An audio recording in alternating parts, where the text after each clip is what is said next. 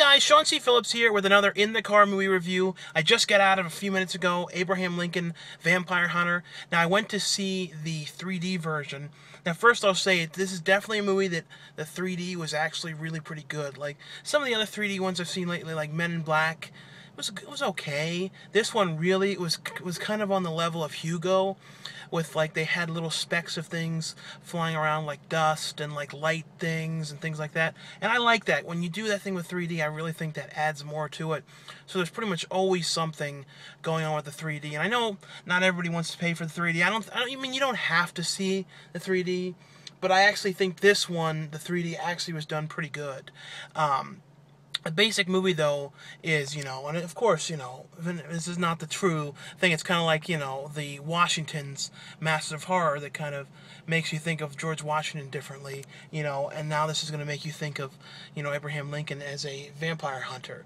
But, the basic story, though, is it starts with Abraham Lincoln, as an older man, reading from a diary, and he's basically telling the story of his past, and that there's a past, that no one's going to know about, of what he did in his early days. And the movie starts with him when he's a child at a, some place he's working with his father, and there's a free slave there that's his friend, because this is all during slavery and during the times of all that horrible stuff going on, and he ends up seeing that the kid is, being whipped by the owner, and he goes over there to try and help him. Then Abraham ends up getting, whipped, too.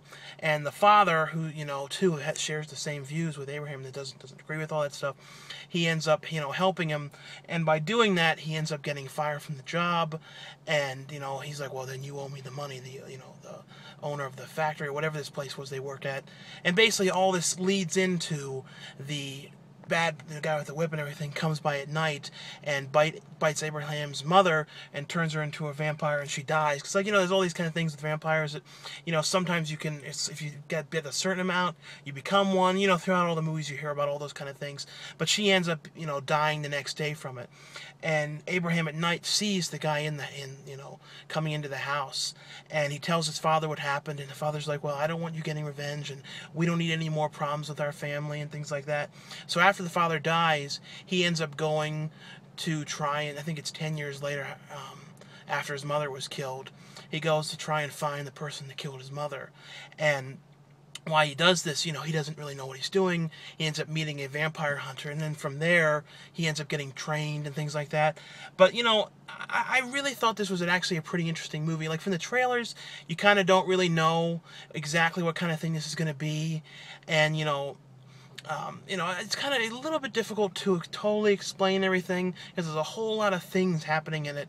A lot of political things, the whole time with him, there's a whole lot of different things, but I actually really liked this a lot. I know it was based, I don't know if it was a graphic novel or a book, but one of the two, and Tim Burton produced this.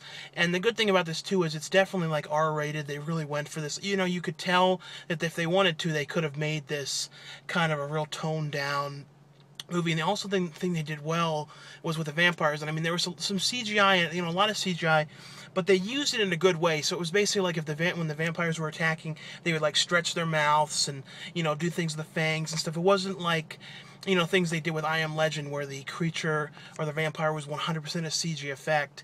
And I always think that that's a really bad thing to do, when you go fully 100% CG. And this movie mixed the two very well. And I think that is the way to use CGI, is mixing it and doing it like that. But I really enjoyed this movie, and it's basically, like I said, it's him, the vampire hunter he meets, giving him lists of people to kill, in this town that he goes to, and then he ends up meeting a girl there, and all these different things that happen. But all in all, though, I really enjoyed the movie.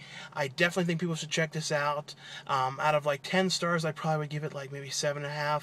It really was a pretty good movie. There was a couple aspects of it that were not like perfect, just one or two things that like maybe went on a little bit long.